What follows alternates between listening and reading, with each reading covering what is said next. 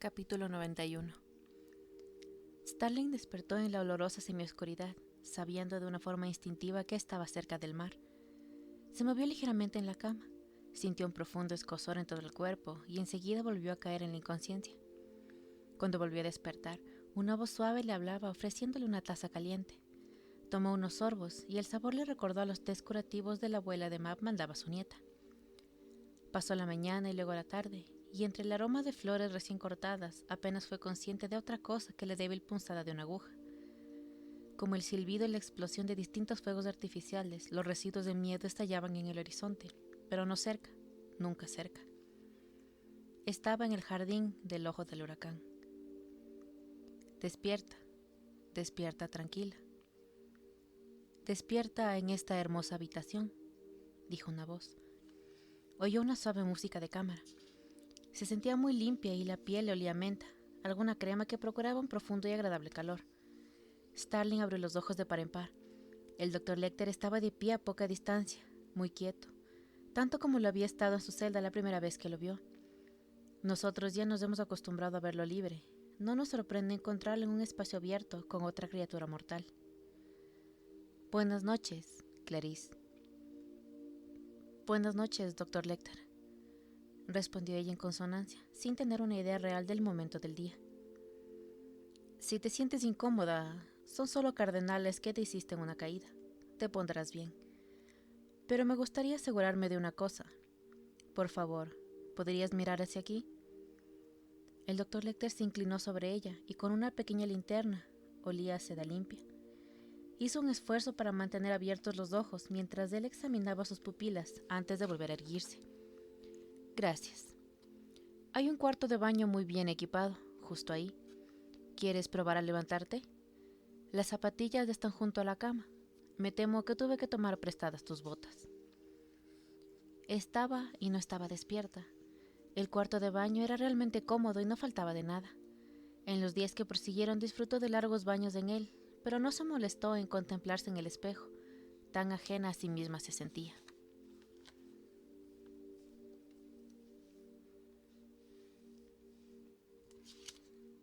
Capítulo 92. Días de conversaciones, a veces oyéndose a sí misma y preguntándose quién era aquella mujer que hablaba con un conocimiento tan íntimo de sus pensamientos. Días de sueño, caldos espesos y tortillas. Y un día Lecter le dijo: Clarice, debes de estar harta de las batas y las pijamas. En el armario hay varias cosas que tal vez te gusten. Puedes ponértelas, aunque solo si te apetece. Y en el mismo tono añadió: he puesto tus cosas, el bolso, la pistola y la cartera en el cajón de arriba de la cómoda, por si las necesitas. Gracias, Dr. Lecter. En el armario había ropa de todo tipo, vestidos, trajes de chaqueta, un brillante vestido de noche con la parte superior de cuentas. Los pantalones de cachemira y los jerseys la traían. Eligió un conjunto de cachemira marrón claro y mocasines. En el cajón estaba su cinturón con la pistolera Yaqui, vacía desde la pérdida de la 45, pero la funda del tobillo estaba allí, junto al bolso, con la pistola recortada. El cargador estaba repleto de gruesos cartuchos y la recámara vacía, tal como solía llevarla en la pierna. Y allí estaba también el puñal para la bota, en su vaina. Dentro del bolso encontró las llaves del coche. Stalin era y no era ella misma. Cuando pensaba en todo lo ocurrido, era como si lo contemplara tras una barrera, y se veía a sí misma a distancia. Se sintió feliz al ver su coche en el garaje cuando el Dr. Lecter la acompañó afuera. Echó un vistazo a los limpiaparabrisas y decidió que debería cambiarlos. Clarice, ¿a qué no sabes cómo nos siguieron los hombres de Mason hasta el aparcamiento del supermercado? Starling se quedó mirando el techo del garaje pensativa. Le costó menos de 2 minutos encontrar la antena atravesada entre los asientos traseros y el portaequipajes, y no tuvo más que seguir el cable para encontrar la baliza. La apagó y la llevó hasta la casa cogiéndola por la antena como hubiera podido llevar una rata sujeta por la cola. Buena calidad, dijo. Muy moderno, bastante bien instalado también. Apostaría a que tiene las huellas del señor Grendler. ¿Puede darme una bolsa de plástico? ¿Podrían localizarla desde un avión? Ahora ya está apagada. No podrían rastrearla con un avión, a menos que Grendler haya admitido que la ha empleado. y ya sabe que no lo he hecho, pero Mason sí podría hacerlo con su helicóptero. Mason está muerto. Vaya, dijo Starling. ¿Podría tocar para mí?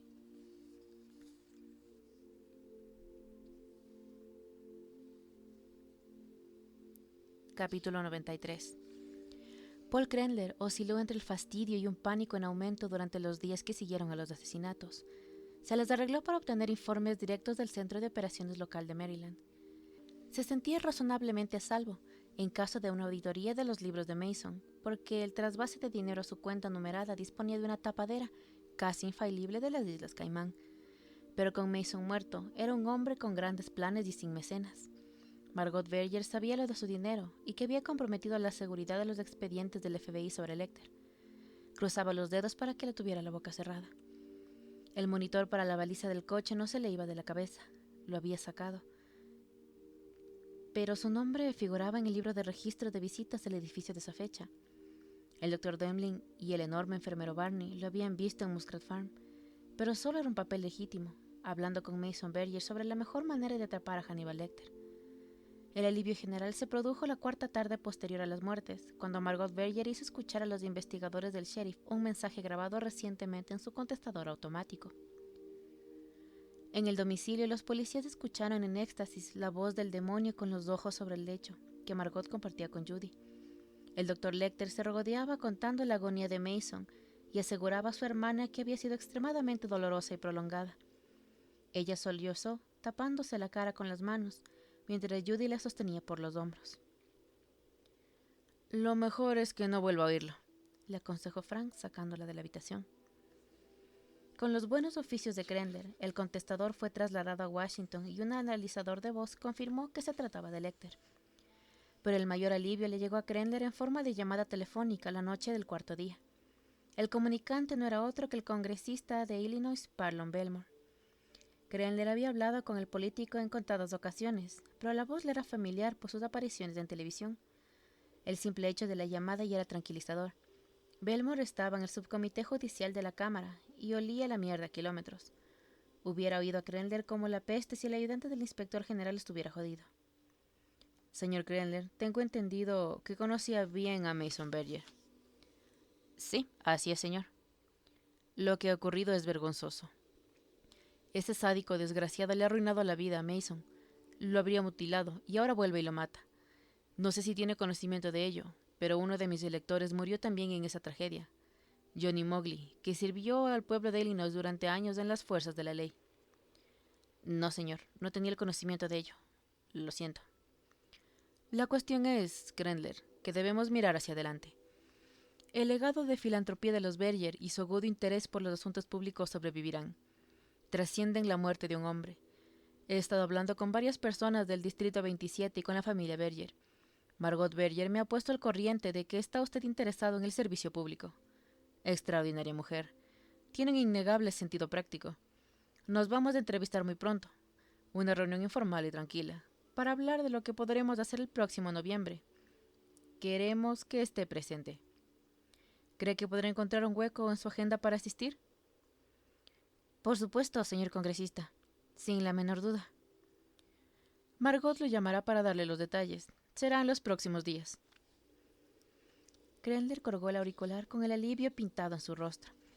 El descubrimiento en el granero de la Colt 45 registrada en nombre del difunto John Brigham y propiedad actual de Clarice Starling, como todo el mundo sabía, puso al buró en una situación realmente incómoda. Starling figuraba como desaparecida, pero el caso no se estaba investigando como secuestro, pues no quedaba nadie vivo para confirmar que le habían raptado contra su voluntad. Ni siquiera se trataba de un agente que se hubiera ausentado del servicio activo. Starling era un agente suspendido, cuyo paradero se desconocía. Se hizo circular un boletín con la matrícula y el número de identificación de su vehículo, pero no se hizo especial hincapié en la identidad del propietario. Un secuestro exige que las fuerzas del orden mucho más esfuerzos sean hechos que un caso de persona desaparecida. La clasificación puso tan rabiosa a Mapp que escribió una carta de renuncia al buró. Después se lo pensó mejor y consideró preferible esperar y trabajar desde dentro. Se dio cuenta de que iba una y otra vez a la parte de Starling en la casa para buscarla. Mapp examinó el archivo BICAP de Lecter y los expedientes del Centro Nacional de Información sobre el Crimen, y los encontró enloquecedoramente inusuales, con adiciones puramente triviales. La policía italiana había conseguido por fin localizar el ordenador de Lecter. Al parecer, los carabinieri habían estado jugando a Super Mario en su sala de descanso. Para cuando los investigadores pusieron la primera tecla, la máquina se había purgado a sí misma. Mapp, inoportuna en cualquiera como influencia en el buró que se le pusiera a tiro desde que Stalin había desaparecido. Sus repetidas llamadas a casa de Jack Crawford no habían obtenido respuesta. Llamó a la unidad de ciencias de comportamiento y le dijeron que Crawford seguía ingresado en el Memorial Jefferson Hospital con fuertes dolores en el pecho. No quiso llamarlo allí. En el buró, él era el único ángel de la guarda que le quedaba a Starling.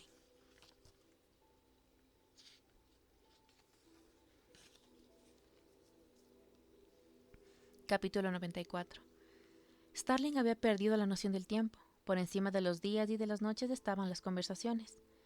Se oía hablar a sí mismo durante mucho tiempo y también escuchaba. A veces reía al escuchar sus propias confidencias, revelaciones sin malicia que antaño le hubieran mortificado. Las cosas que contó el Dr. Lecter la sorprendían a menudo y en algunos casos hubieran resultado desagradables para una sensibilidad normal, pero fueron auténticas en todo momento. Y el Dr. Lecter también hablaba, en voz baja y uniforme. Expresaba interés y aliento, en ningún caso sorpresa ni censura. Le habló de su niñez, de Misha. Algunas veces miraban juntos un mismo objeto brillante para iniciar sus conversaciones, casi siempre con una sola fuente de luz en la habitación. En cada sesión cambiaban de objeto brillante. Ese día empezaron mirando el único reflejo en la pared de la tetera, pero conforme avanzaba el diálogo de Lecter, presintió que se acercaban a una galería inexplorada de la mente de su compañera. Tal vez oía seres sobrenaturales luchando al otro lado de un muro. Sustituyó la tetera con la hebilla de plata de un cinturón. «Era de mi padre», dijo Starling, dando una palmada como si fuera una niña. «Sí», le confirmó el Dr. Lecter. «Clarice, ¿te gustaría hablar con tu padre? Tu padre está aquí. ¿Te gustaría hablar con él?» «¿Mi padre está aquí? ¡Estupendo! Sí». El Dr. Lecter puso las manos en los lados de la cabeza de Starling, sobre sus lóbulos temporales, capaces de proporcionarle todo lo que pudiera necesitar de su padre. Luego la miró profundamente en los ojos. «Sé que prefieres hablar con él en privado. Ahora me iré. Sigue mirando la villa, y dentro de unos minutos lo irás llamar a la puerta. ¿De acuerdo?» «Sí, fantástico». «Bien, solo tienes que esperar unos minutos». La insignificante punzada de una aguja finísima que ni siquiera hizo bajar la vista a Starling, y el Dr. Lecter abandonó la habitación. Ella se quedó mirando a la hebilla hasta que oyó la llamada en la puerta. 2 firmes golpes de nudillos, tras los cuales su padre apareció en el umbral tal como lo recordaba, alto, con el sombrero en las manos y el pelo húmedo y recién peinado, como cuando se sentaba en la mesa para cenar. «Hola, cariño. ¿A qué hora se cena en esta casa?» No la había abrazado desde hace 25 años, los que habían transcurrido desde su muerte, pero cuando la recibió en su pecho, los botones de perla de su camisa le produjeron la misma sensación de antaño. Percibió los mismos olores de jabón fuerte y tabaco.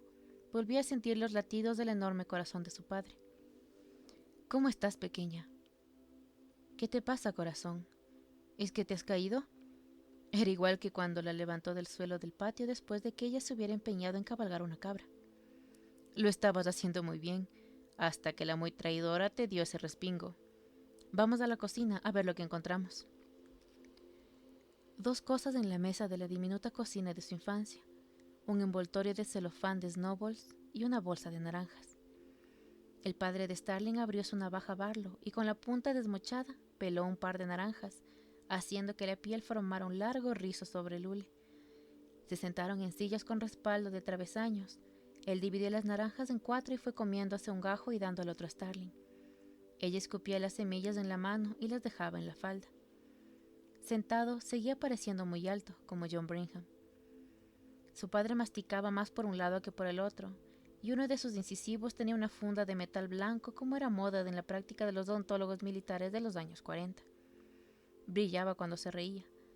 Se comieron las 2 naranjas y un snowball cada uno, y se contaron unos cuantos chistes de los que llaman a la puerta y Starling había olvidado la maravillosa sensación del dulce y blando relleno bajo del coco. La cocina desapareció y se pusieron a hablar como adultos. ¿Cómo van las cosas, cariño? Tengo muchos problemas en el trabajo. Ya lo sé. Son todos de esos burócratas, corazón. No ha habido nunca un atajo de sinvergüenzas más grande. Nunca le has disparado a nadie por capricho. Ya lo sé, pero hay otra cosa. No mentiste sobre lo que pasó. No, padre. Salvaste al niño. No sufrió el menor daño. Me sentí muy orgulloso. Gracias, padre.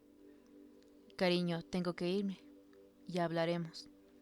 ¿No puedes quedarte? Posó la mano en la cabeza de Starling. Nunca podemos quedarnos, hija. Nadie puede quedarse donde le gustaría. La besó en la frente y salió de la habitación. Podía ver el agujero de bala en el sombrero mientras él le decía adiós con la mano, alto, en el vano de la puerta.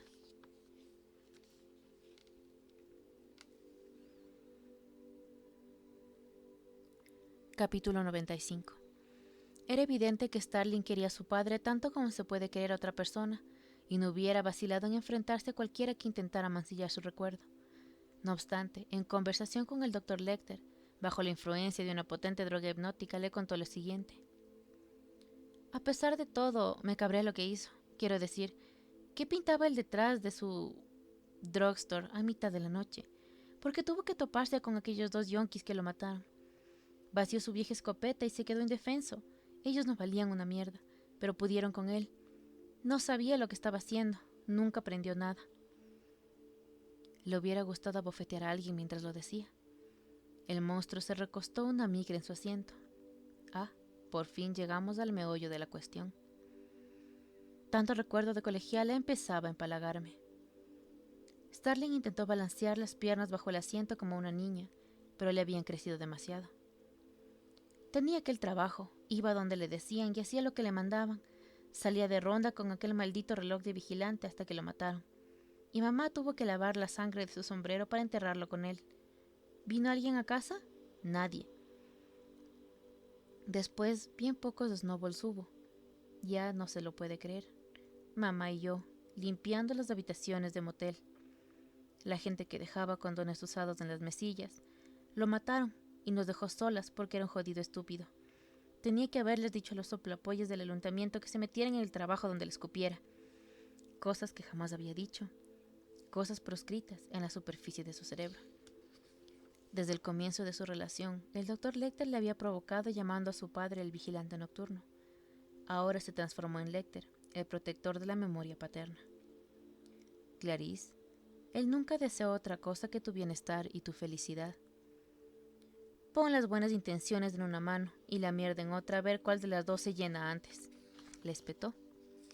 Aquella expresión del orfanato hubieran debido resultarle especialmente chabacana, viniendo de una mujer tan atractiva, pero el Dr. Lecter parecía complacido, incluso satisfecho. Clarice, quiero pedirte que me acompañes a otra habitación, dijo. Tu padre te ha hecho una visita que ha dependido de ti, y has visto que a pesar de tu intenso deseo de que se quedara contigo no ha podido. Él te ha visitado a ti. Ahora te ha llegado el momento de visitarlo a él. Un largo pasillo hacia una habitación de invitados. La puerta estaba cerrada.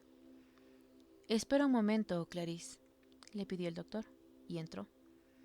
Starling se quedó en el pasillo con la mano en el pomo y oyó el roce de una cerilla. El Dr. Lecter abrió la puerta. Clarice, sabes que tu padre está muerto.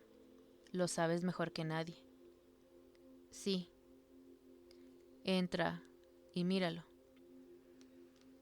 Los huesos de su padre estaban en una de las dos camas gemelas, y el contorno del tórax y los huesos largos destacaban bajo la sábana blanca, como el ángel de nieve de un niño. El cráneo que había dejado limpio los diminutos carroñeros oceánicos de la playa del Dr. Lecter, reseco y blanco, descansaban sobre el almohadón. ¿Dónde está su estrella, Clarice?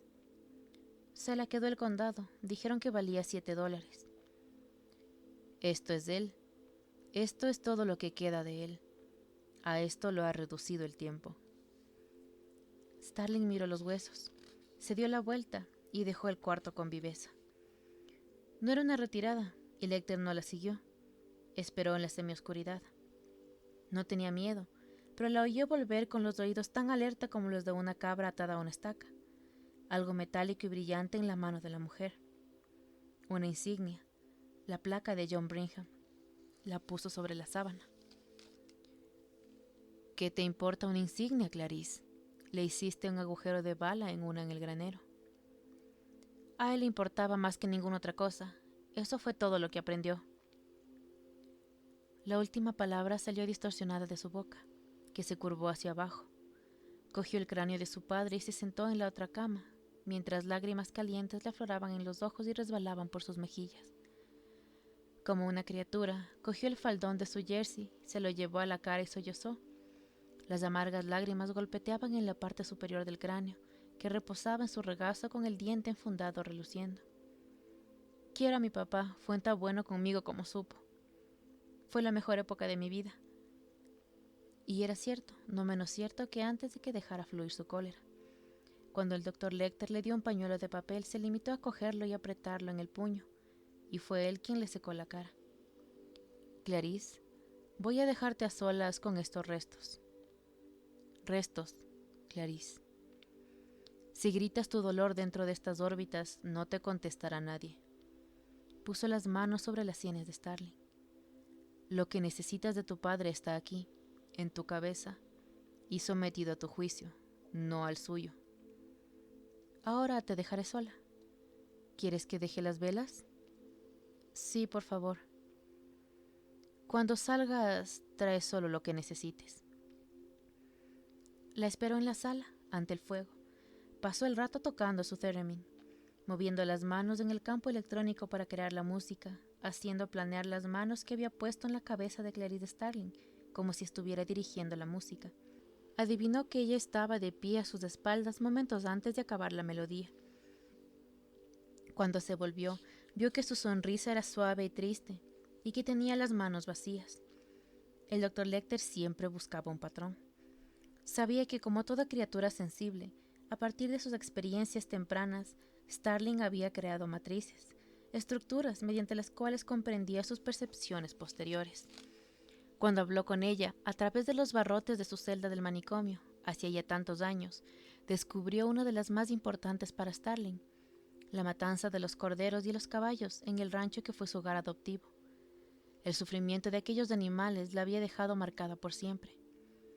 El aguijón que la había estimulado durante su obsesiva y victoriosa persecución de James Gumb no había sido otro que el sufrimiento de su víctima. No era otro el motivo por el que lo había salvado a él de la tortura. Estupendo, comportamiento según patrón. Buscando como siempre la reproducción de roles, el doctor Lecter llegó a la conclusión de que Starling había visto en John Brigham las cualidades positivas de su padre. Además de heredar las virtudes paternas, el infortunado Brigham había sido investido con el tabú de incesto. Brigham y probablemente Crawford tenían los buenos atributos del padre. ¿Dónde estaban los malos? El doctor Lecter buscaba el resto de aquella matriz partida. Mediante drogas y técnicas de hipnosis elaboradas por su experiencia terapéutica, estaba descubriendo en la personalidad de la mujer nódulos duros y resistentes, como nudos de madera, y antiguos resentimientos tan inflamables como la resina.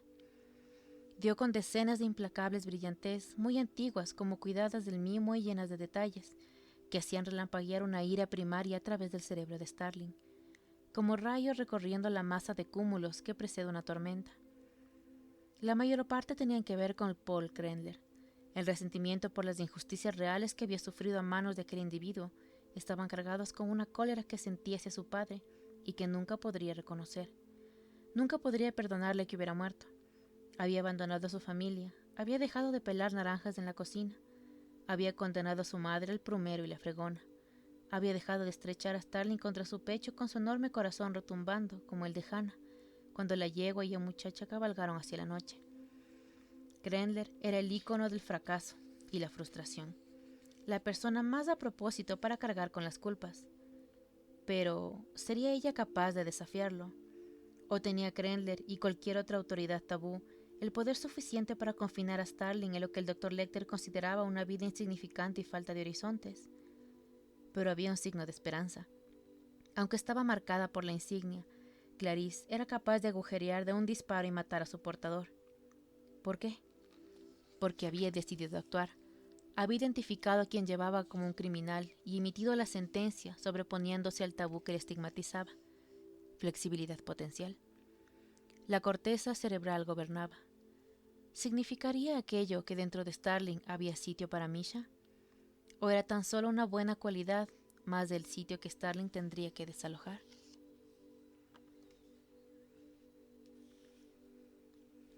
Capítulo 96.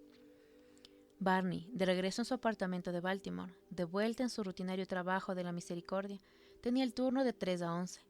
Se detuvo para comer un plato de sopa en un bar que le cogía de camino, y poco antes de medianoche entró en el apartamento y encendió la luz.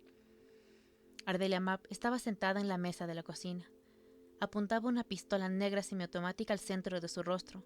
Por la boca del cañón, Barney calculó que se trataba de un calibre 40. «Siéntate, enfermera», le ordenó Mapp. Tenía la voz ronca y los ojos color naranja alrededor de sus negras pupilas. «Pon una silla en aquel rincón, inclínala contra la pared y siéntate».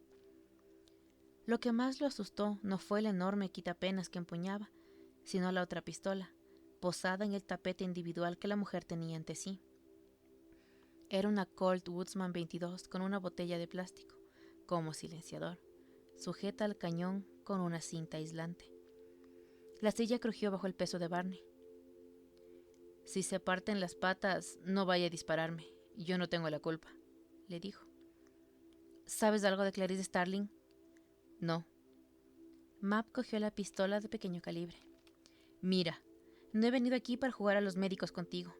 En cuanto me huela que me estás mintiendo, enfermera, te pinto la cocina de rojo. ¿Te enteras?» «Sí». Barney se dio perfecta cuenta de que no fanfarroneaba. «Voy a preguntártelo otra vez. ¿Sabes de algo que pudiera ayudarme a encontrar a Clarice Starling?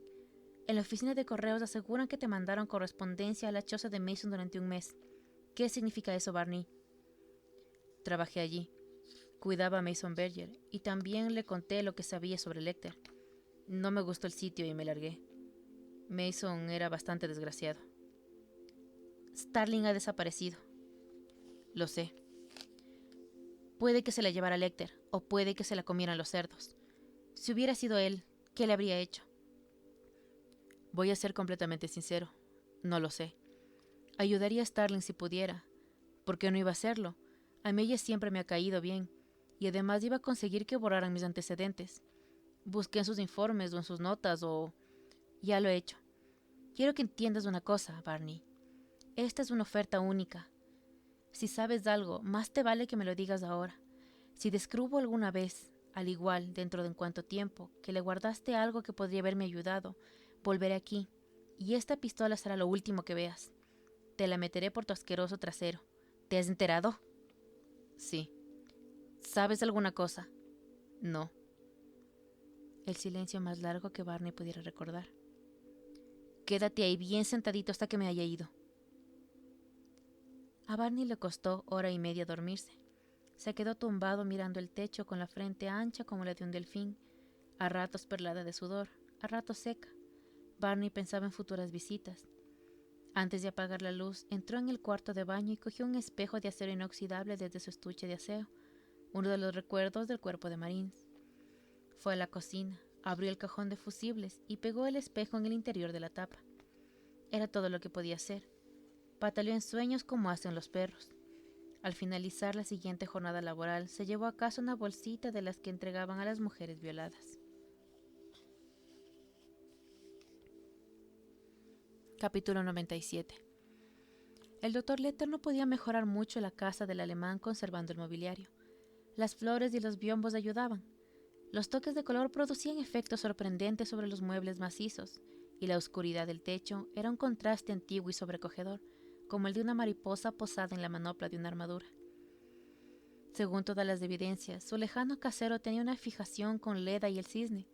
El bestial acoplamiento estaba representado en no menos de 4 bronces de distinta calidad, el mejor de los cuales era una reproducción de Donatello, y en 8 pinturas. Una de ellas, la de vida de Anne Shingleton, le encantaba por su extraordinaria precisión anatómica y su calenturienta versión de la jodienda. Las otras las cubrió con sábanas y también la horrible colección de bronces sinégicos del alemán. A primera hora de la mañana, el doctor Lecter puso la mesa para 3 personas con sumo cuidado. La observó desde distintos ángulos con un dedo apoyado en una aleta de la nariz. Movió los candelabros un par de veces y sustituyó los tapetes individuales de damasco por un mantel pequeño, con el fin de reducir un tamaño más adecuado a la enorme mesa oval. El oscuro y amenazador buffet dejaba de parecerse a un portaaviones al ponerle encima piezas del servicio, altas y relucientes. Además, el doctor Lecter había abierto varios cajones y los había llenado de flores para conseguir un efecto de jardines colgantes. Se dio cuenta de que había demasiadas flores en la habitación y decidió que convenía añadir más para corregir el efecto. Demasiado era demasiado, pero más que demasiado estaba bien. Dispuso 2 centros de mesa florales, un montículo bajo de peonías blancas como snowballs en una bandeja de plata, y un amplio y alto ramo de apretadas campanillas de Irlanda, lirios holandeses, orquídeas y tulipanes papagayo que ocultaban la parte vacía de la mesa y creaban un espacio más íntimo. La cristalería se alzaba ante los platos como una pequeña tormenta de hielo, pero la cubertería de plata estaba en un calentador esperando ser llevada a la mesa en el último momento. Como cocinaría el primer plato en la mesa, dejó preparados los infiernillos de alcohol y dispuso a su alrededor el faitout de cobre, el sartén, la sartén para salteados, los condimentos y la sierra para autopsias. Podría coger más flores de la vuelta. Clarice Starling no se inquietó cuando le dijo que iba a salir. El doctor le sugirió que siguiera durmiendo.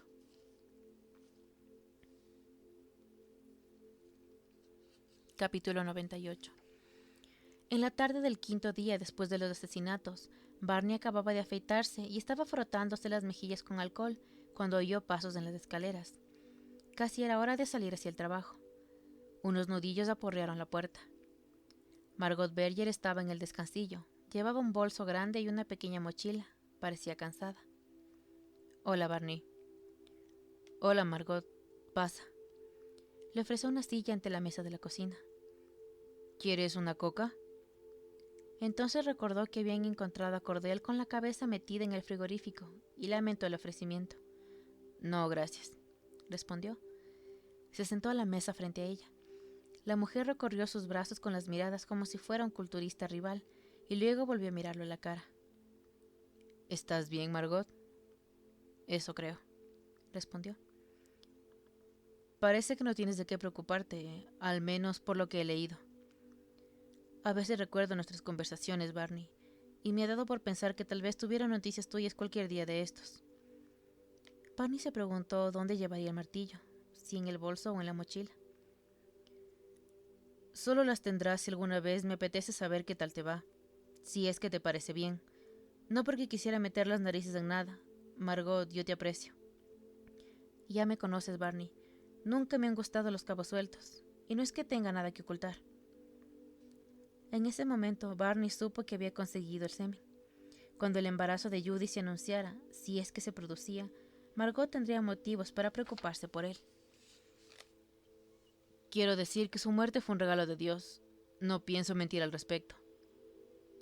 La velocidad con la que hablaba sugirió a Barney que estaba tratando de tomar impulso. «Creo que sí quiero una coca», dijo Margot.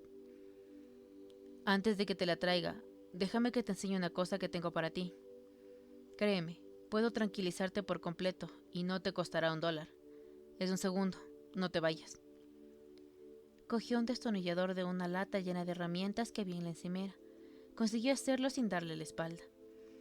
En una pared de la cocina había lo que parecían 2 cajetines de fusibles. En realidad, uno de ellos había reemplazado al otro al cambiar la instalación y solo el de la derecha estaba en servicio. Al encajarlos, Barney no tuvo más remedio que darle espalda a Margot. Abrió el de la izquierda tan deprisa como pudo. Ahora podía verla por el espejo empotrado en la tapa. Ella metió la mano en el bolso grande. La metió, pero no la sacó. Después de desenroscar los 4 tornillos, Barney pudo quitar el panel desconectado. Tras él había un hueco en el muro. Metió la mano con cuidado y sacó una bolsa de plástico. Percibió un alto en la respiración de Margot cuando extrajo de la bolsa el objeto que contenía. Era un rostro tan famoso como brutal. La máscara que ponían al Dr. Lecter en el Hospital Psiquiátrico Penitenciario de Baltimore para impedir que mordiera a alguien. Aquel era el último y más valioso artículo del botín de recuerdos de Lecter que Barney conservaba. «¡Wow!», dijo Margot. Barney depositó la máscara en la mesa, boca abajo sobre un papel encerado, bajo la brillante luz de la lámpara de la cocina. Sabía que al Dr. Lecter nunca le habían permitido limpiarla. La saliva seca estaba incrustada en la parte interior de la abertura de la boca. En uno de los remaches que fijaban las correas de las máscaras había 3 pelos arrancados de nariz.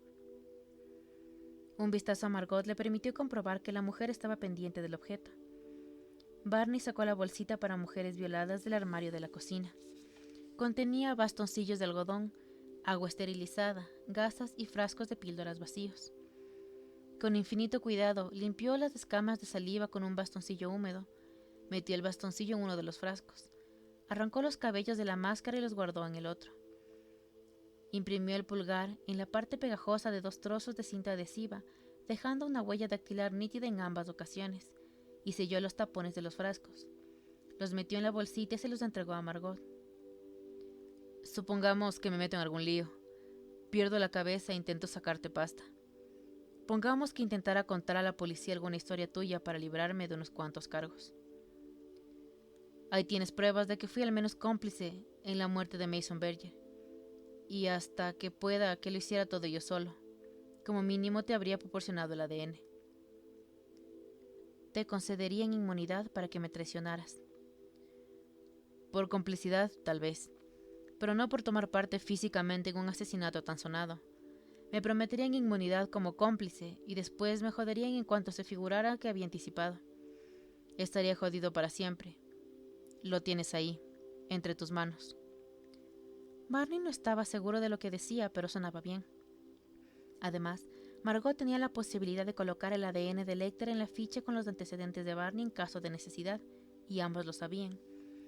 Se lo quedó mirando con sus brillantes ojos azules de carnicera durante unos instantes que a Barney le parecieron eternos. Luego dejó la mochila sobre la mesa. «Aquí dentro hay un montón de dinero», dijo. «Suficiente para ver todos los Vermeer del mundo. Una vez». Parecía un tanto aturdida y extrañamente feliz. «Tengo el gato de Franklin en el coche. He de irme. Franklin, su madre adoptiva, su hermana Shirley, un tipo llamado Stringbean y Dios sabe cuánta gente más van a venir a Muskrat en cuanto el niño salga del hospital. Me ha costado $50 conseguir el gato. Estaba viviendo en la casa de sus antiguos vecinos con un nombre falso». No guardó la bolsita de plástico en el bolso. Se la llevó en la mano libre. Barney supuso que preferiría no enseñarle las otras opciones que contenía en el bolso. «¿Crees que me merezco un beso?», le preguntó Barney en la puerta. Ella se puso de puntillas y le dio un beso rápido en los labios. «Tendrás que conformarte con eso», dijo Margot, muy formal. Las escaleras crujieron mientras bajaba. Barney cerró la puerta con llave y se quedó varios minutos con la frente apoyada contra la frescura del frigorífico. Capítulo 99. Al despertarse, Starling oyó lejana música de cámara y aspiró los penetrantes olores de la cocina. Se sentía como nueva y con apetito. Un golpecito en la puerta y el Dr. Lecter entró vestido con pantalones oscuros, camisa blanca y corbata inglesa. Le traía un vestido largo en una bolsa y un capuchino caliente. ¿Has dormido bien? De miedo, gracias. El chef me comunica que comeremos en 1:30. Los cócteles se servirán dentro de 1 hora. ¿Le parece bien a la señora? He pensado que tal vez te guste esto. Mira a ver cómo te está, dijo el Dr. Lecter. Luego colgó la bolsa en el armario y salió sin hacer ruido. Starling no miró el armario hasta después de darse un largo baño, pero cuando lo hizo se sintió muy complacida. Encontró un vestido largo de seda color crema, con un escote estrecho pero profundo, debajo de una exquisita chaqueta adornada con cuentas. En el tocador había un par de pendientes con colgantes de esmeraldas pulidas pero sin tallar. Las piedras despedían un intenso fuego verde a pesar de no tener facetas. El pelo nunca le había dado problemas. Físicamente se sentía muy cómoda con aquella ropa. Aunque no estaba acostumbrada a vestir con tanta elegancia, no se entretuvo ante el espejo. Se limitó a mirarse en él para comprobar que todo estaba en su sitio. El casero alemán había hecho construir chimeneas desproporcionadas. En la sala de estar ardía un único tronco enorme cuando Starling se acercó a la calidez del hogar haciendo suspirar la seda. Música proveniente del clavicéfalo en un rincón. Sentado al instrumento, el Dr. Lecter, en smoking. El doctor alzó los ojos y al verla contuvo el aliento. Sus manos también se detuvieron, abiertas sobre el teclado. Las notas del clavicéfalo apenas duran y, en el repentino silencio de la sala, Starling pudo oírlo respirar. Ante el fuego los esperaban 2 copas. Lilith con una rodaja de naranja. El doctor se acercó a cogerlas y le tendió una. Aunque pudiera verte cada día, siempre recordaría este momento, le dijo él, mientras sus oscuros ojos la envolvían. ¿Cuántas veces me ha visto que yo no sepa? Solo 3. Pero aquí esto está fuera de tiempo, y lo que haya podido ver mientras cuidaba de ti no compromete tu intimidad. Está guardado en el lugar que le corresponde, con las mediciones de tu temperatura y tu tensión arterial. Aunque tengo que confesarte que es un placer verte dormida. Eres muy hermosa, Clarice. El aspecto es un accidente, Dr. Lecter. Si el atractivo fuera un premio a los merecimientos, seguiría siendo hermosa. Gracias. No me des las gracias. Un movimiento imperceptible de la cabeza le bastó para expresar su incomodidad, tan bien como si hubiera arrojado la copa al fuego. Le he dicho cómo me siento, aseguró Starling. Hubiera preferido que dijera, me alegro de que me vea así. Hubiera sido más original e igual de cierto. Starling se llevó la copa a los labios bajo su tranquila mirada de campesina, que no ocultaba nada. En ese momento el Dr. Lecter comprendió que, a pesar de todos sus conocimientos y su perspicacia, nunca sería capaz de predecir sus reacciones totalmente, o de poseerla por completo. Podía alimentar la oruga, podría susurrar a través de la crisálida, pero lo que surgiera después obedecería a su propia naturaleza y estaría fuera de su control. Se preguntó si llevaría la 45 en la pierna bajo el vestido. Clarice Starling le sonrió. Las esmeraldas captaron el resplandor de la chimenea y el monstruo desarmado se felicitó por su exquisito gusto y su astucia. Clarice, la cena llama al gusto y al olfato, los sentidos más antiguos y los más próximos al centro de la mente. El gusto y el olfato tienen su asiento en zonas de la mente que preceden a la piedad, y la piedad no tiene cabida en mi mesa. Al mismo tiempo, las ceremonias, imágenes y conversaciones juegan en la cúpula de la corteza cerebral, como milagros pintados en el techo de una iglesia. Puede ser mucho más atractivo que el teatro.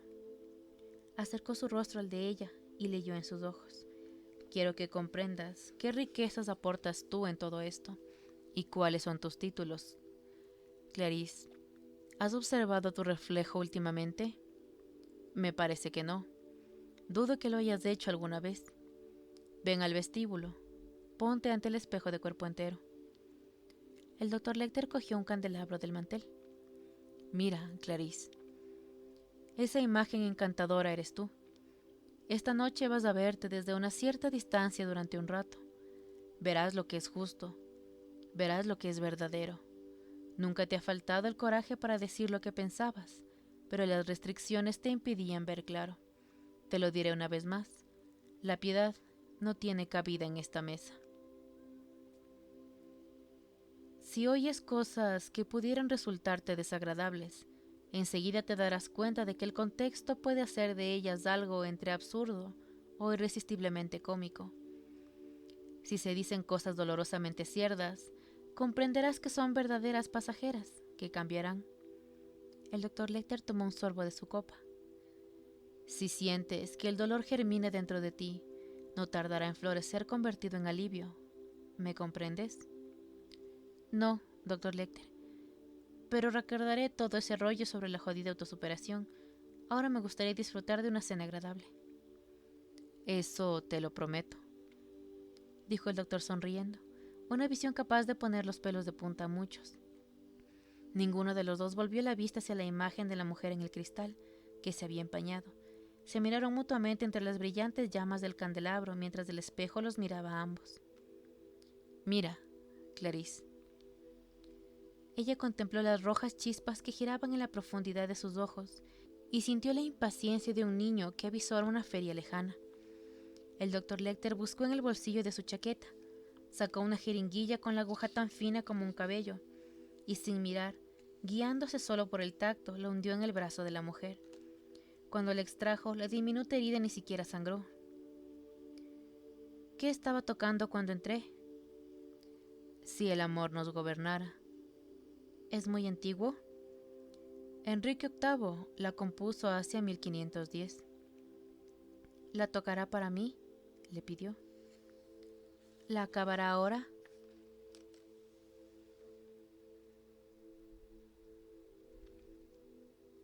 Capítulo 100. La brisa que produjeron al entrar en el comedor agitó las llamas de las velas y los calentadores.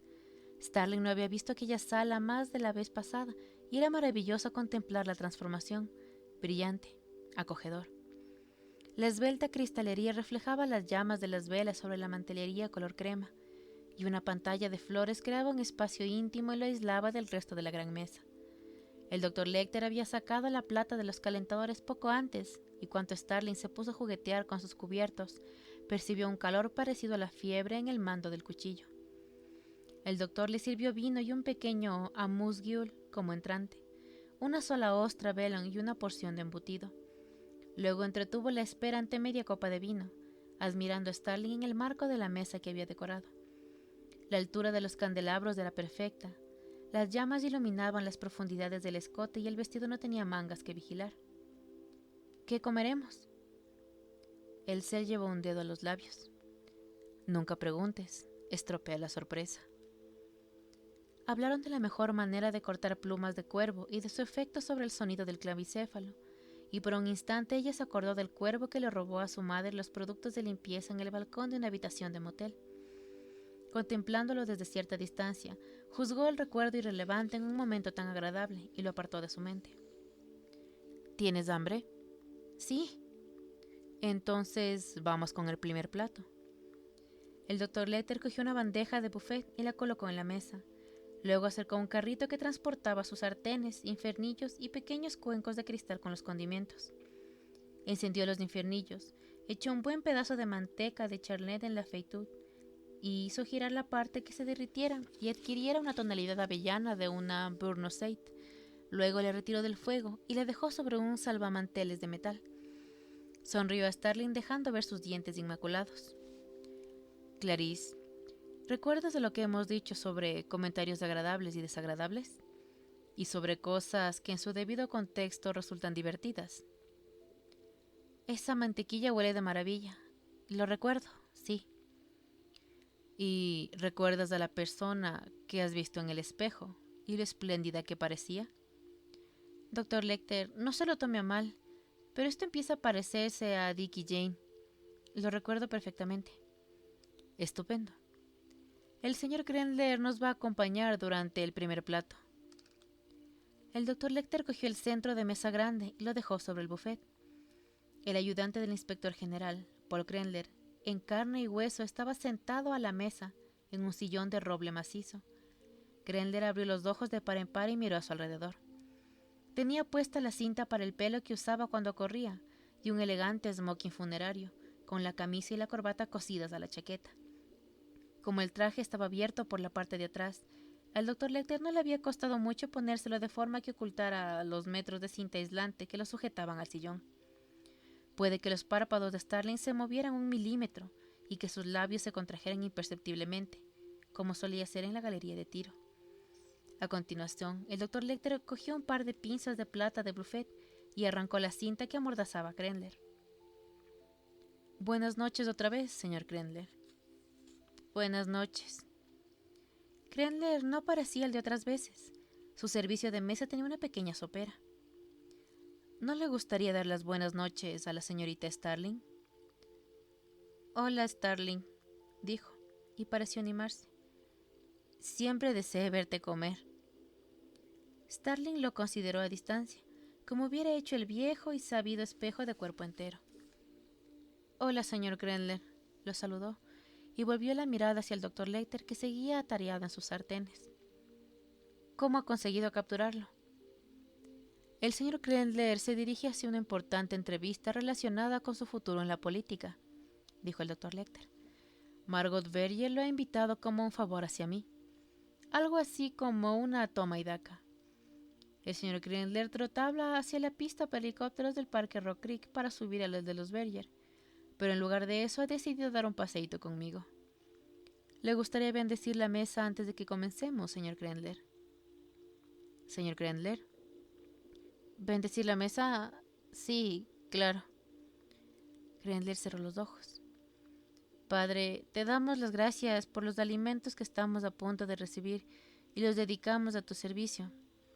Starling es una chica demasiado mayor para estar jodiendo con su padre, pero más que sea del sur. Por favor, perdónala por ello y empújala a mi servicio.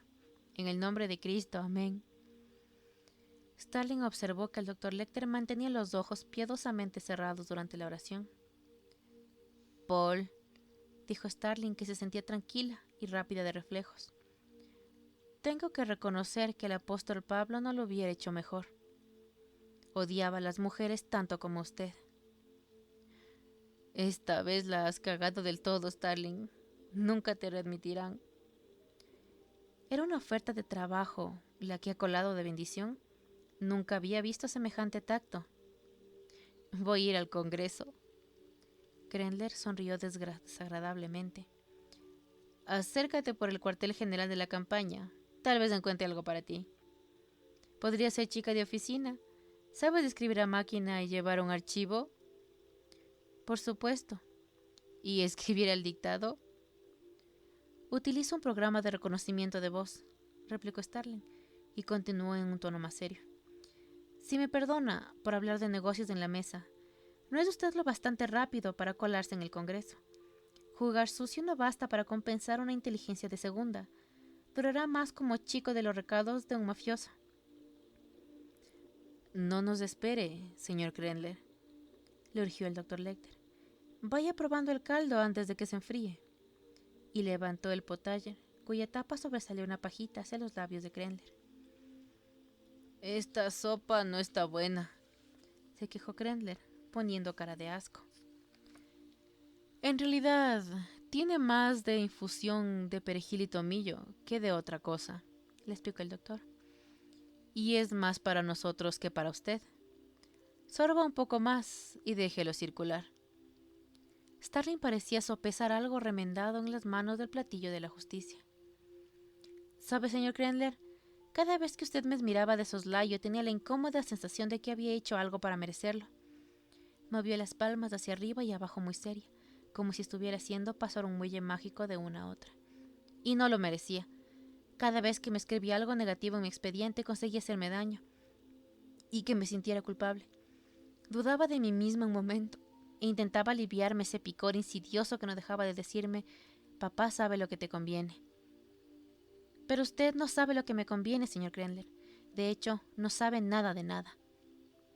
Starling bebió un sorbo del excelente Borgoña blanco y se volvió hacia el Dr. Lecter.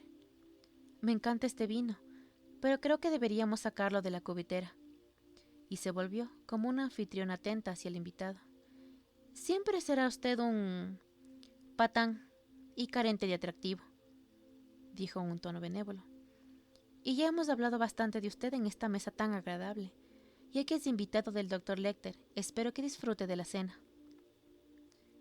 Pero, ¿quién eres tú?, dijo Grendler. Tú no eres de Starling. Tienes la misma mancha en la cara, pero no eres de Starling. El Dr. Lecter echó cebollinos a la mantequilla caliente y dorada, y en el instante en el que el aroma empezó a flotar en el aire añadido a las alcaparras desmenuzadas, sacó la sartén del fuego y puso en su lugar la sartén para salteados. Cogió un gran cuenco de cristal con agua helada y una bandeja de plata y los dejó al lado de Grendler. Tenía planes para esa boquita tan grande, dijo Grendler. Pero yo no te contrataré en la vida. ¿Quién crees que te dará trabajo ahora? No espero que cambie completamente de actitud, como hizo el otro Pablo, señor Grendler, dijo el Dr. Lecter. No lo veo en el camino de Damasco, ni siquiera en el camino hacia el helicóptero de los Berger. El Dr. Lecter le quitó la cinta del pelo como hubiera retirado la etiqueta de una lata de caviar. Todo lo que le pedimos es que mantenga la mente abierta.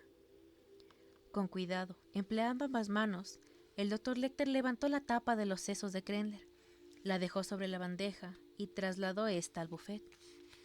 Apenas cayó una gota de sangre en la limpia incisión, pues levemente el doctor había solazado los vasos principales y sellado escrupulosamente los otros, utilizando anestesia local. Había cerrado el cráneo en la cocina media hora antes de la cena. El método que había utilizado para retirar la parte superior del cráneo de Grendler era tan antiguo como la medicina egipcia. Claro que el Dr. Lecter disponía de una sierra para autopsias con una hoja especial para el cráneo, una llave craneal y mejores medios anestésicos. El cerebro, propiamente dicho, no había sufrido. La cúpula gris y rosa del cerebro de Grendler sobresalía del cráneo truncado. De pie al lado de Grendler, con un instrumento que parecía una cuchara para amígdalas, el Dr. Lecter cortó una tras otra 4 rebanadas del lóbulo prefrontal. Los ojos de Grendler miraban hacia arriba como si estuviera siguiendo la operación. El Dr. Lecter introdujo las rebanadas en el cuenco de agua helada, acicudadas de zumo de limón para que adquirieran solidez. «Qué bonito mecerse en una estrella», cantó Grendler de repente, «y llenar con luz de luna la botella». En la cocina clásica, los sesos se empapan, se aplastan y se dejan a la intemperie durante la noche para que se endurezcan. Cuando uno ha de vérselas con el producto fresco, el reto es conseguir que la materia no se desintegre y se convierta en un puñado de grumosa gelatina. Con una destreza apabullante, el doctor colocó las rebanadas endurecidas en un plato, las rebozó levemente con harina sazonada y luego las empapó de migajas de brioche tierno. Rayó una trufa negra sobre la salsa en el sartén y le dio el toque final con un chorrito de zumo de limón. Sin perder tiempo, pasó las rodajas por la sartén lo justo para que se doraran por ambos lados. «Huele que resucita», soltó Grendler. El Dr. Lecter las depositó sobre sendas rodajas de pan tostado en los platos recién sacados de los calentadores. Las bañó con la salsa y espolvoreó trocitos de trufa. Las decoró con perejil y alcaparras a sus tallos, y con un capullo de berro para darles un poco de textura. Completó la presentación.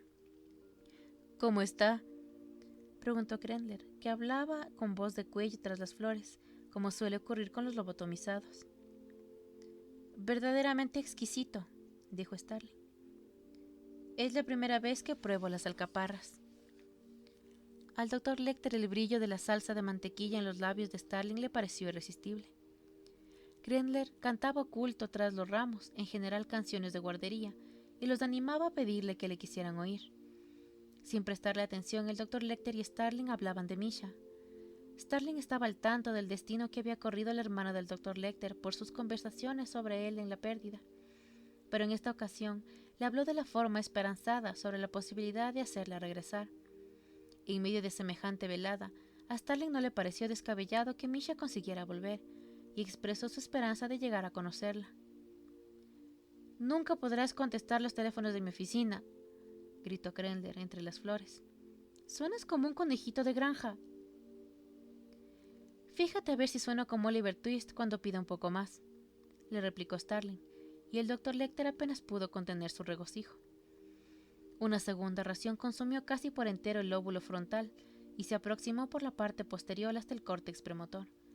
Grendler se vio reducido a observaciones irrelevantes sobre objetos de su campo de visión inmediatos y al monótono recitado de un poema obsceno e interminable.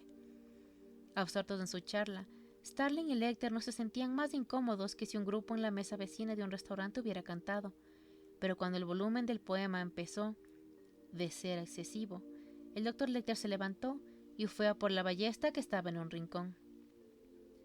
«Me gustaría que escucharas el sonido de este instrumento de cuerda, Clarice». Esperó a que Grendler se callara un momento y disparó la saeta que voló sobre la mesa y atravesó las flores.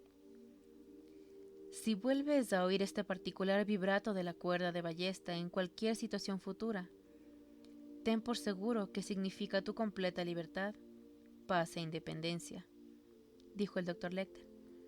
Las plumas y la parte de la astilla asomaban entre las flores y se movían más o menos al ritmo de una batuta dirigiendo un corazón. La voz de Grendler cayó de golpe, y al cabo de unos pocos latidos la batuta se inmovilizó. «Es más o menos un re por debajo del medio do». «Exacto». Al cabo de un momento, Grendler emitió un gorgojeo al otro lado del telón vegetal. No era más que un espasmo en la laringe debido a la creciente acidez de su sangre, a causa de su reciente muerte. «Vamos con el segundo plato», propuso el doctor. «Pero antes un pequeño sorbete para refrescarnos del paladar antes de la codorniz». «No, no te levantes.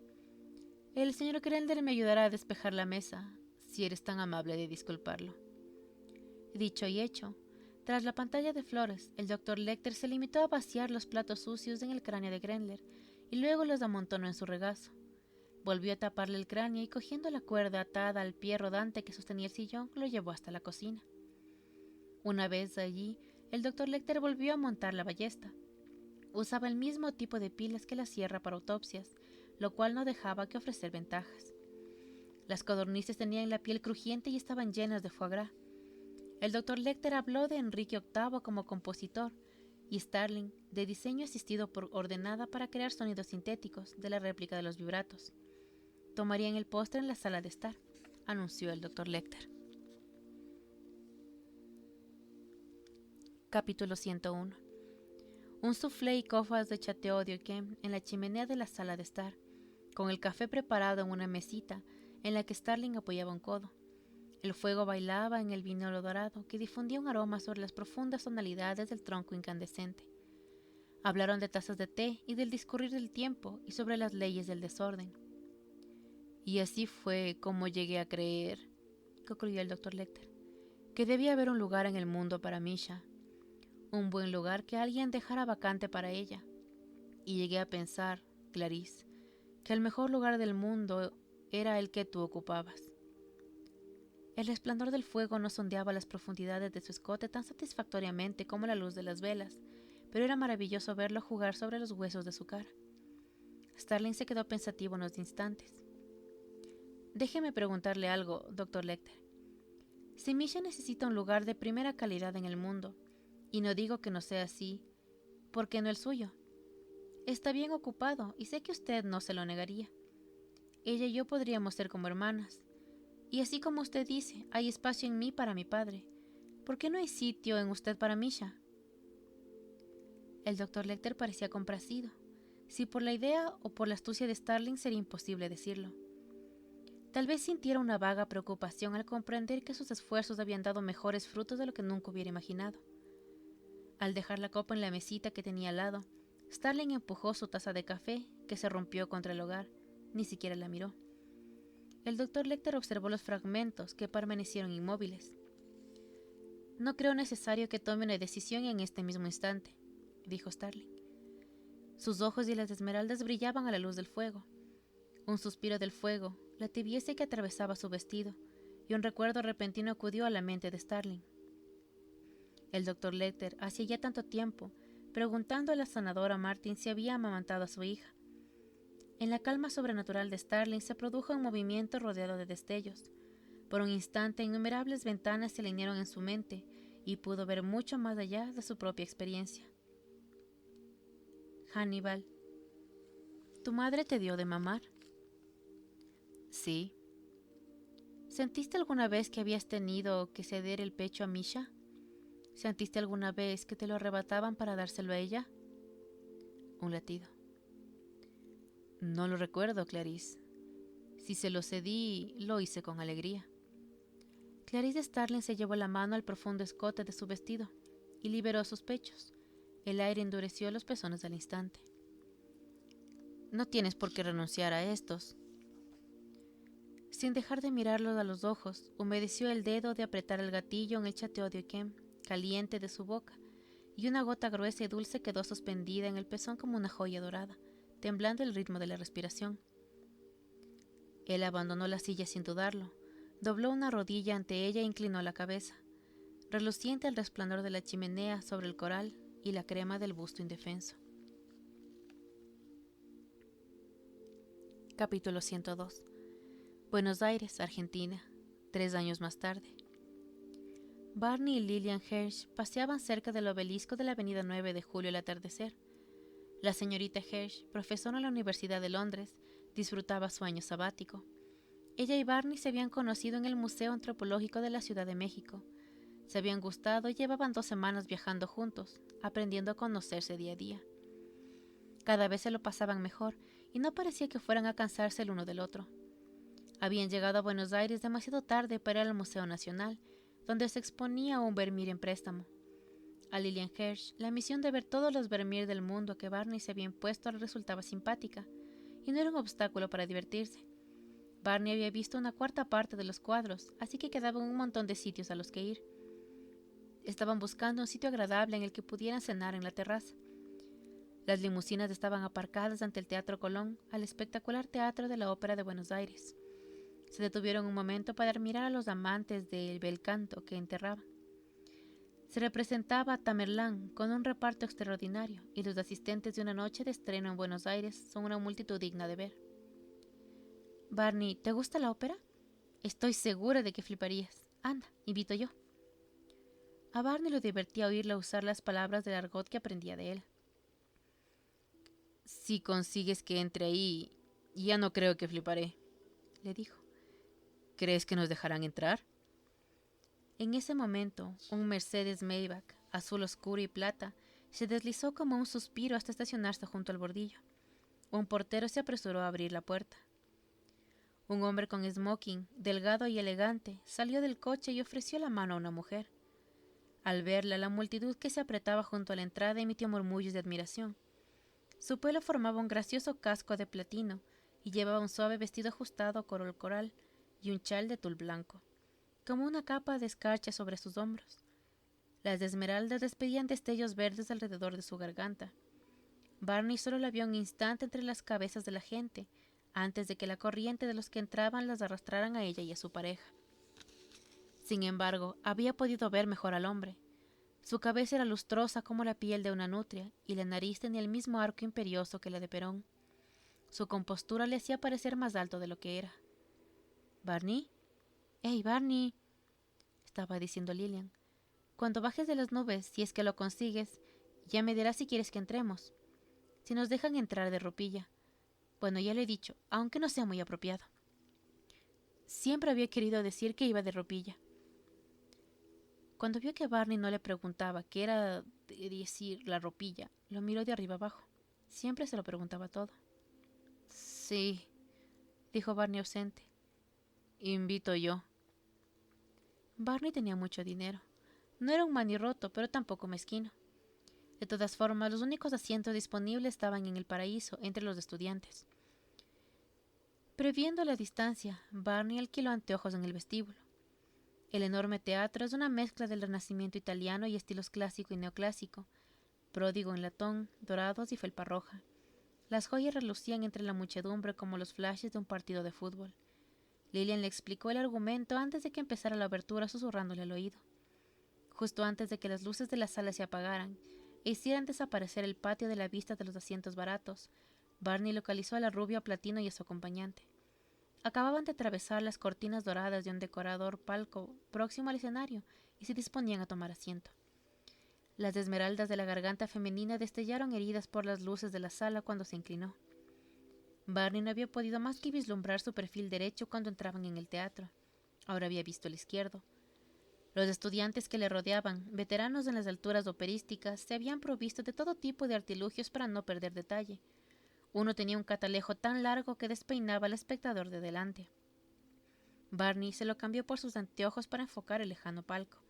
Era difícil volver a localizarlo con el reducido campo de visión de aquella antiguaya, pero cuando lo consiguió, la pareja parecía sorprendentemente cercana. La mujer tenía un antojo en la mejilla en la posición de los franceses llaman coraje.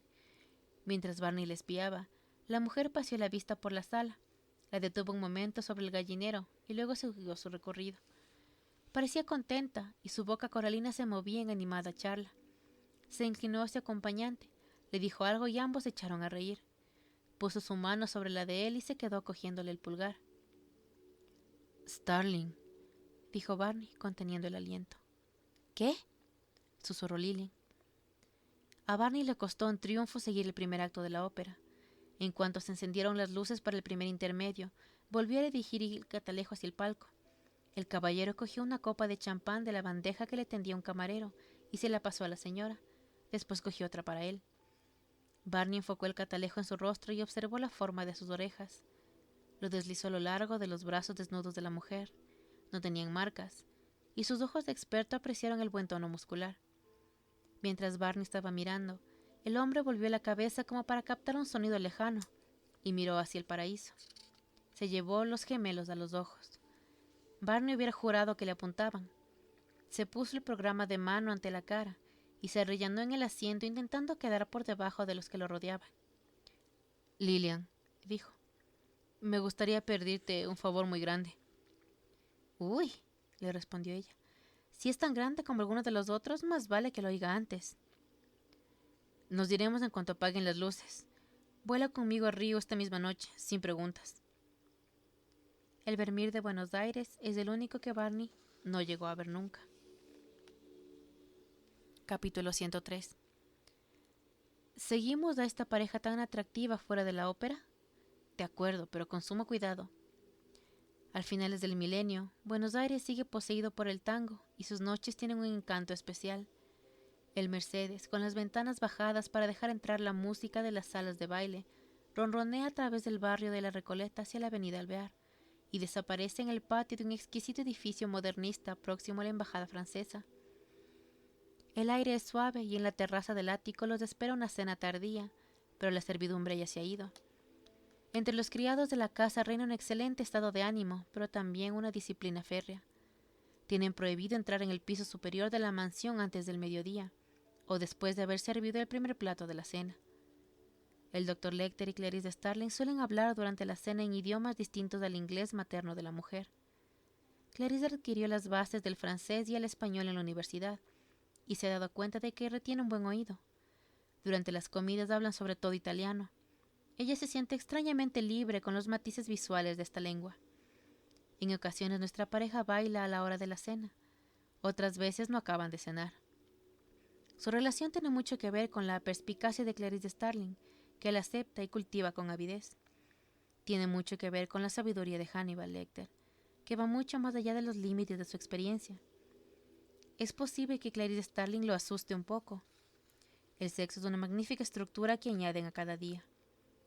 Clarice Starling ha empezado a erigir su propio palacio de la memoria. Comparte algunas habitaciones con el Dr. Lecter, que la ha sorprendido en ella varias veces, pero crece a su propio ritmo.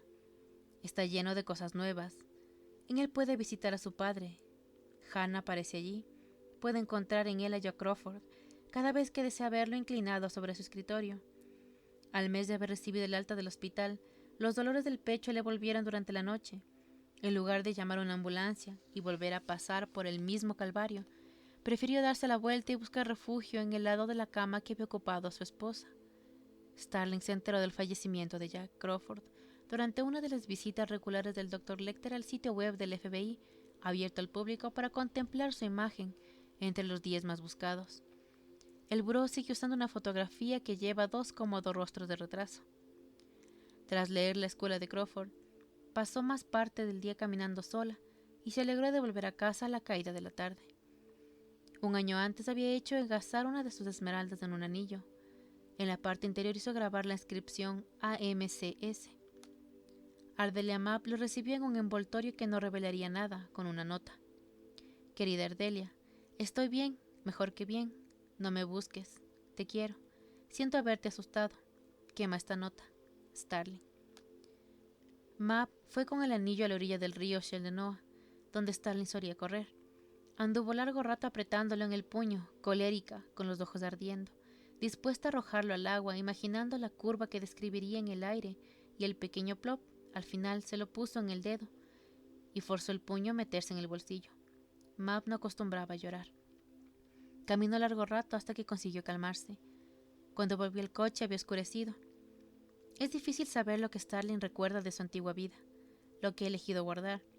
Las drogas que la sostuvieron durante los primeros días no han tomado parte de sus vidas desde hace mucho tiempo, ni las largas conversaciones con una sola fuente de luz en la habitación.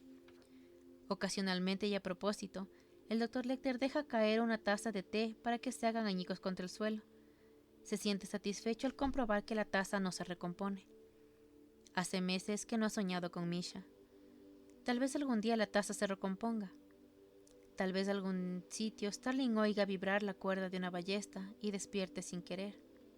Si es que ahora duerme.